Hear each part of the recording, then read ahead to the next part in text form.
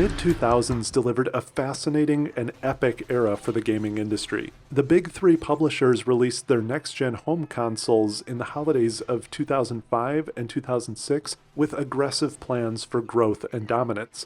Nintendo also just released the Nintendo DS in 2004, a new portable console that would go on to massive success as their top-selling console of all time. However, in December 2004 and March 2005, Sony released their very first handheld system in Japan and North America, the PlayStation Portable. I think the PSP was one of, if not the most impressive gaming devices of that decade, just in terms of raw features and capabilities, and it's a platform worth revisiting in today's mobile-obsessed world as we approach its 20th anniversary. So in this video, let's discuss why this system was so far ahead of its time in so many ways, explore how impressive some of the games still look, and investigate underappreciated capabilities buried in its hardware. Please hit those subscribe and like buttons for more retro and current gaming analysis content, and let's dive in. Now, a couple months ago, I released a video called GameCube Games Still Look Insane, a brief retrospective about how underappreciated the Purple Lunchbox's graphics are for their time. That video received an overwhelming response of almost 250,000 views, and it inspired me to consider what other piece of gaming hardware is either technologically underappreciated or is just losing awareness of how great it was so many years later. After extensive consideration, my mind continually returned specifically to the PlayStation Portable. As an important side note, everything in this video is captured from a real PSP device using its awesome connected display feature, more on that later, combined with official component cables and a RetroTink 5X Pro analog to digital converter. The PSP had a staggering number of cutting-edge features that we'll get to in a moment, but let's highlight the games first, the real reason anyone bought a PSP. In general terms, the PSP was designed to run games that were roughly equivalent to PS2 games, Sony's home system that launched several years earlier. The portable screen size allowed games to run at a slightly lower resolution than PS2, reducing the hardware requirements for similar-looking games. The PSP ran at a mere 480 by 272 pixels, a step down from the 640 by 480 resolution of the PS2, but still impressive handheld specs for the time. Many PSP games also supported robust online multiplayer capabilities beyond what we had seen from other handhelds. You have to remember that in March 2005, none of the next-gen home consoles had launched yet, so for a brief period in time, the PSP almost rivaled the existing available home consoles in terms of visuals and connectivity because it launched several years later. PSP games may not look quite as good as the best of PS2, GameCube, and Xbox games, but it was fascinating to see a handheld even come close in 2005. The PSP delivered a huge library of fantastic and great-looking games. Wipeout Pure and Wipeout Pulse are two of the best Wipeout games ever made, and they look fantastic even 20 years later. These titles were graphical showcases for the system, especially Wipeout Pure due to its status as a launch title. It's crazy to think that this footage is rendered out of a 20-year-old handheld device. The Wipeout games look better than many PS2 games, particularly Wipeout Pulse, the follow-up game that pushed the PSP to its limits. These games feature rich sci-fi environments, impressive weapon effects and physics, and plenty of continuous action. Like many games on this list, they also supported online multiplayer. The PSP was actually sort of a haven for racing games. There were tons of them on the system. The combination of only a single analog stick, small sharp screen, and near PS2 level visuals just begged for more racing games. Besides Wipeout, we had a full-sized Burnout game on the system, which is actually quite good, as well as the legendary Ridge Racer launch title, which still looks nice and plays super smooth today. There was even a Gran Turismo entry on the little system that could, and plenty of other racing games from franchises like Need for Speed. Daxter was another gem for the system that launched in 2006. It's a colorful and fun platformer that mostly holds up today, and the controversial attempt at edginess from Jak 2 and 3 in the franchise is largely gone. The developers clearly put a lot of thought into making the platform work without a second analog stick, since the camera is usually not an issue. Although this game does have some frame rate problems and really struggled to run the more open city areas, it's still impressive to play.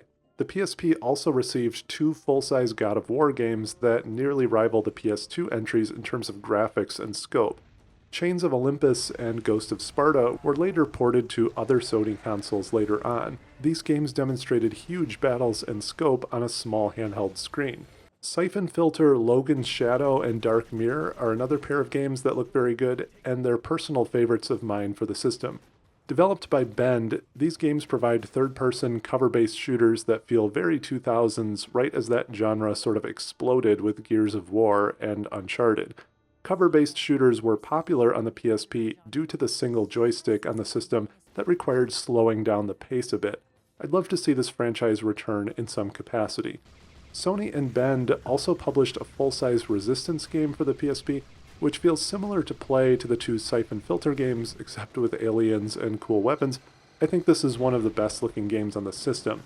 In my opinion, this feels like the pinnacle of Bend's work on the system, complete with a surprisingly robust campaign and plenty of ideas of how to make this series work on compact hardware. I could go on. The PSP received entries from almost every major Sony franchise, as well as some major third-party releases, including a full-size Metal Gear Solid game with Peace Walker and a Final Fantasy game in the form of Crisis Core. There were also multiple Grand Theft Auto games and a ton of RPGs on the system. The PSP even had multiple Ratchet & Clank games, which sort of adapt to the single joystick, but they're definitely some of the weaker franchise adaptations on the system. Sony really cranked out a ton of content for the system over its lifespan, especially when you consider they were essentially supporting 3 platforms at once, with the end of the PS2 life, the launch of the PSP, and the upcoming PS3. Now, although these games look great on the system, the low resolution of PSP games does present a challenge when using one of the coolest features of the system, which is the video out capability.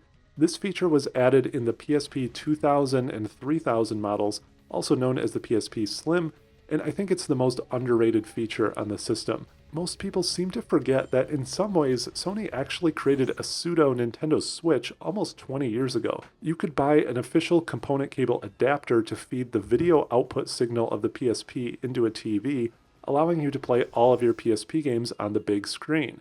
The PSP became a controller with the screen turned off. It's kind of a wild feature for the time and works fairly well even today. Honestly, it's sort of crazy that I'm even able to directly capture footage off of a handheld this old for this video. However, the Achilles heel of this feature is that low PSP resolution. By default, the lower resolution comes through with giant black bars around it. The PSP was not powerful enough to also upscale or convert the signal to at least a full 480p, so on modern TVs you're left with large black borders. If you use the original component cables from Sony and not the terrible off-brand adapters, the video quality is actually very good despite the resolution, but it is an unfortunate quirk. There's a couple of ways to fix these black bars. Some TVs offer a zoom feature that you can use to enlarge the image, which is the simplest but not ideal solution. For this video, I'm feeding the original component cables through a RetroTink 5X Pro to convert the analog signal to HDMI with some basic upscaling. This creates a high enough quality picture that you can also use the RetroTink scale and crop features to fit the picture to your display, and that gives you decent results if you're using the PSP in switch mode essentially. Now, the reason the PSP is so impressive even today isn't just because the games look incredible for a handheld from that year, but rather the sheer scope and capabilities this system had, which are all so easy to take for granted in 2024. All of these features arrived in a beautiful package. The PSP was just an elegant device for the time that still holds up aesthetically and in terms of build quality beside modern phones and media devices a full 20 years later. For example, the PSP doesn't even look that out of place next to this current Pixel phone, despite releasing 2 decades earlier. The centerpiece of the design was the impressive 4.3-inch widescreen LCD display, which offered that 486 by 272 resolution. Although this doesn't sound that impressive by today's standards, back then this was a big deal and a great screen for gaming handhelds. For context, the Nintendo DS launched with a tiny 3-inch screen. The iPod Video, released in 2005, had a 2.5-inch screen, and the original iPhone, which launched almost 3 years later, only had a 3.5-inch screen. Unfortunately, the PSP did not have a touchscreen, but that enabled Sony to focus more on the visual appearance of the display. Even today, the screen size is totally usable and looks decent, even if it is a bit small by today's 5 to 7 inch standard phone screens. The PSP screen empowered all kinds of multimedia capabilities. The device could play full-length, high-quality movies from both memory card and disc, more on that in a moment. It also served as an MP3 player and supported more general media storage and browsing, such as viewing photos loaded onto the device. You could, of course, connect this directly to your computer over USB. The PSP also had a full internet browser. It wasn't a great user experience, but it did work. The PSP also supported RSS feeds, internet radio, digital comics, a couple music channel options, and even Skype and Voice over IP, or VoIP, allowing you to make phone calls over the internet, at least starting with the 2000 and 3000 models. Sony also sold a camera accessory which you could attach to the system for a variety of use cases, even though it ended up a pretty niche add-on. The PSP was also unique in the sense that it was one of the first handheld gaming devices to allow full digital purchases of games. The later PSP Go model went all in on this, abandoning the disk drive entirely. There was a workable PlayStation Store experience on the device for buying games. The PSP also later supported remote play with your PS3, which allowed you to stream certain features and some games from your PS3 to the PSP, kind of like a much more limited version of the PlayStation Portal. The PSP also had fairly robust online gaming features, and all of these capabilities were tied together by the original version of the PlayStation Cross Media Bar. I think a lot of people forget this actually debuted on the PSP before it later launched on the PS3. The UI works well and still feels usable today. In short, there was really no other device on the market at that time that could do all of these things. Even just a few of these were usually bundled and sold as a specific device, such as an MP3 player or digital PDA. Interestingly, and maybe my favorite topic, the PSP is the only handheld gaming system ever to use discs as the primary media format. PSP games initially shipped on UMDs, which were tiny physical discs that look kind of adorable next to GameCube discs. This was an interesting and somewhat controversial decision at the time. Players worried about skipping and game crashes after the nightmare of cheap anti-skip in portable CD players, if you remember that. However, the UMD discs enabled larger capacity storage for console-sized games before cheap, large memory cards were widely available. This also allowed for console-level audio. The PSP sounds amazing with headphones or when hooked up to speakers. And in all my time playing the PSP, I can't really remember skipping ever being a serious issue. The system just works remarkably well, and it even keeps the discs inside of small plastic cases, so you don't have to worry about them getting too scratched up. Despite using discs, the PSP even had an effective sleep mode, and you could pick up where you left off. This also allowed Sony to sell full-sized movies on UMD alongside DVD, which was sort of a niche or novel way to watch a movie at the time. And if you connect the PSP to your TV with video out, it sort of turns the whole thing into a mini DVD player. Now, I do think the PSP had a few shortcomings that kept it from being a perfect handheld. First, I really wish Sony had figured out some way to add a second joystick nub on the right side of the screen. The PSP was designed for console gaming on the go, but only having one joystick feels like a constant limitation in all of these big experience games. Most major franchises are forced to implement some sort of auto-aim or crutch features to accommodate the missing second stick. The joystick that is here works well enough, but isn't full-sized, so I wish they had squeezed in a second small one somehow. Sony was smart enough to realize a console-level handheld system can and should have a joystick of some sort instead of just a D-pad, and a second was added on the Vita successor, but it's a shame the original PSP didn't have two. The second issue is the lack of a touchscreen, but I understand this is probably a bridge too far for a device that already does so many things in 2005. Touchscreens, and especially beautiful touchscreens, were nowhere near as widespread yet in consumer electronics in 2004 and 2005, especially with the display quality and size needed for the PSP, since the console was intended as a multimedia device with PS2-like gaming, so it makes sense that it didn't have one. However, I think this would have opened up a lot of cool smaller touch-based experiences and helped the device to age better in the UI category over time. Another sort of issue for the PSP was the price, though in retrospect, it's not as unreasonable as some people seem to think it was in 2005. The system launched for $250, which adjusted for inflation is a little over $400 in today's money.